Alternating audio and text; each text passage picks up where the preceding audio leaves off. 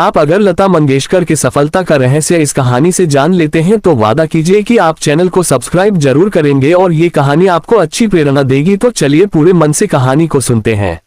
स्वर सम्राज्ञी लता मंगेशकर हिंदुस्तान की सबसे मशहूर आवाज, भारत रत्न लता मंगेशकर, जिन्हें हम प्यार से लता दीदी कहते हैं। जन्म 28 सितंबर 1929। इनके पिता स्वर्गीय दीनानाथ मंगेशकर खुद एक जानी मानी हस्ती थे।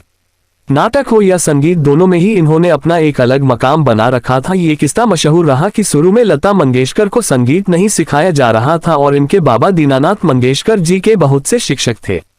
एक बार हुआ यूं कि उनका एक शिष्य गलत गाना गा रहा था। अपने बाबा की गैरहाजिरी में नन्ही लता ने उस बच्चे को ठीक करना शुरू कर दिया और बताया कि ये राग ऐसे नहीं ऐसे गाया जाता है। वो नन्ही सी बच्ची इस बात से बेखबर थी कि पीछे उसके पिता खड़े हैं। दीनानाथ मंगेशकर जी ने लता जी के आई से कहा कि अरे मैं तो बाहर के बच्चों को सिखा रहा हूँ, मुझे ये ख्याल ही नहीं था कि एक गवैया तो हमारे घर में भी है। और उसी दिन से लता जी की शिक्षा घर में शुरू हुई। बचपन में ही लता मंगेशकर अपने पिता दीनानाथ मंगेशकर के साथ स्टेज पर परफॉर्म करती थी। एक बार हुआ यूं कि एक नाटक चल रहा था जिनमें नारद का किरदार निभाने वाला अभिनेता नहीं पहुंच पाया। दीनानाथ मंगेशकर बहुत परेशान थे और नन्हे से लता ने जाकर कहा कि बाबा कोई बात नहीं, वो नहीं आता तो अगर आप कहे तो मैं उसका रोल निभा देती हूँ। दीनानाथ मंगेशकर को जरा अजीब लगा और कहा कि तू इतनी छोटी सी है और स्टेज पर तू मेरे साथ गाना गाएगी, अजीब सा लगेगा। पर लता जी ने कहा कि बाबा देखना, मैं वंस मोर लेकर आऊंगी, एक अवसर तो दे और कोई चारा तो भी नहीं। वो अभिनेता और गायक अभी तक तो आया नहीं है। और इस तरह से लता जी ने अपने बाबा के साथ परफॉर्म किया और यकीनन वो वंस मोर आया।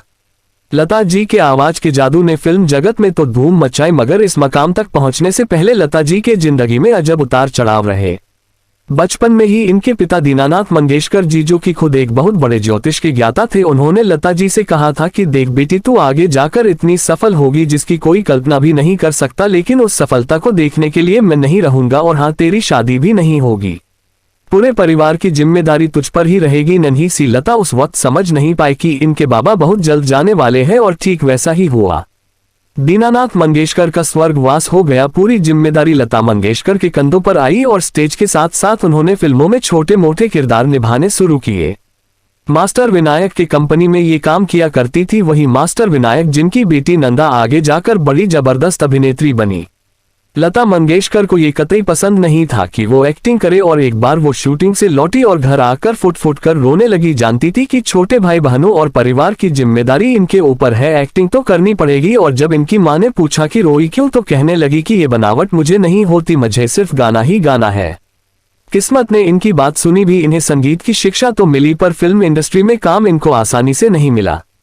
मुंबई फिल्म इंडस्ट्री में इनके आवाज को सुनकर ये कहा गया था कि आवाज इतनी पतली है, ये प्लेबैक सिंगिंग के लिए नहीं। और इनके गुरु और गॉडफादर मास्टर गुलाम हैदर ने ये बात साबित करने का पीड़ा उठा लिए कि लता जैसी आवाज किसी और के पास नहीं है। मास्टर गुलाम हैदर ने एक अहम भूमिका निभाई लता जी के जीवन में। ना ही बड़े ब्रेक्स दिलाए बल्कि ये विश्वास भी रखा कि एक दिन सिर्फ इसी की आवाज गूंजेगी, बाकी सारी आवाजें इसके आगे फीकी रहेंगी। और ठीक वैसा हुआ भी। लता मंगेशकर ने एक से बढ़कर एक संगीतकार के साथ काम किया, चाहे वो मास्टर गुलाम हैदर रहे या फिर नौशाद साहब, शंकर जयकिशन की जोड़ी रही या मदन मोहन साहब, मुख्तलिफ संगीत के मालिक सलिल चौधरी रहे या फिर रोशन साहब। बदलती पीढ़ी में लक्ष्मीकांत प्यारेलाल और R.D. बर्मन एंड कल्याण जी आनंद जी के साथ भी इन्होंने खूब गाने गाए। लता मंगेशकर इकलौती ऐसी गायिका रही जिन्होंने कहा कि गानों की रॉयल्टी गायक को भी मिलनी चाहिए। रिकॉर्डिंग के पेमेंट के बाद भी जब तक वो रिकॉर्ड बिक रहा है, उसकी कमाई का छोटा सा हिस्सा गायक के हिस्से में भी आना चाहिए और इन्हें रॉयल्टी मिली। हालांकि प्रोड्यूसर्स इसके खिलाफ थे। राज कपूर साहब ने तो यहाँ तक कि कहा था कि लता, मैं तुम्हें रॉयल्टी नहीं दे सकता, मैं यहाँ पर बिजनेस करने आया हूँ। और तब लता जी ने जवाब दिया था कि राज साहब, अगर आप बिजनेस करने आए हैं तो मैं भी फिल्म इंडस्ट्री में रानी बाग में घूमने नहीं आई। और अपनी बात लता जी ने मनवाई। ये बात बहुत कम लोग जानते हैं कि लता मंगेशकर बतौर संगीतकार में भी काम कर चुकी है। इनके ऊपर खासा दबाव था कि लता मंगेशकर को भी म्यूजिक डायरेक्टर बनना चाहिए, पर लता जी म्यूजिक डायरेक्टर बनके दूसरे संगीतकारों के साथ प्रतिस्पर्धा में नहीं पड़ना चाहती थी। इसलिए इन्होंने अपने शुभ चिंतकों के जिद पर नाम बदला और संगीत दिया। मराठी फिल्म थी राम राम पावहने और बतौर संगीतकार लता जी ने अपना नाम रखा था आनंद घन। और ये राज भी तब खुला जब एक अवार्ड फंक्शन में बार बार आनंद घन को मंच पर बुलाया जा रहा था और वो वहां पर मौजूद होते हुए भी स्टेज पर नहीं चढ़ रही था। जाहिर सी बात है लता मंगेशकर कैसे जाहिर करती कि वही लता है और हो आनंद घन भी। पर लता जी को मंच पर जाना ही पड़ा और इस तरह से ये राज खुला। ये बात भी आगे जाकर पता चली कि 60 के दशक में जब लता मंगेशकर एक अलग मुकाम हासिल कर चुकी थी तब इनकी तबीयत अचानक बहुत खराब हो गई थी। मौत के मुंह से इन्हें बाहर निकाला गया था और डॉक्टर ने इन्हें बोला था कोई आपको धीमा जहर दे रहा था और वो डॉक्टर सही था। इनका एक रसोइया इन्हें हर रोज धीमा जहर दिया करता था जिसकी वजह से लता जी की जान भी जा सकती थी, पर इनके बीमार पड़ते ही तुरंत वह रसोइया भाग गया।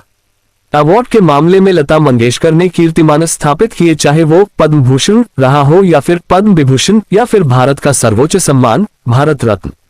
जहां पर फिल्म फेयर अवार्ड की बात आती है तो लता मंगेशकर ने ये फैसला कर लिया था कि अब नए गायक और गायिकाओं को मौका मिलना चाहिए, इसलिए एक वक्त पर इन्होंने अवार्ड लेने से इनकार कर दिया था। लता मंगेशकर एक बहुत हंसमुख प्रतिभा है और इन्हें फोटोग्राफी का बड़ा शौक है। ये बात सही है कि लता मंगेशकर की शादी नहीं हुई, पर लता जी ने हमेशा कहा कि मेरे परिवार में मेरे छोटे भाई बहनों के बच्चे भी मेरे खुद के ही तो बच्चे हैं।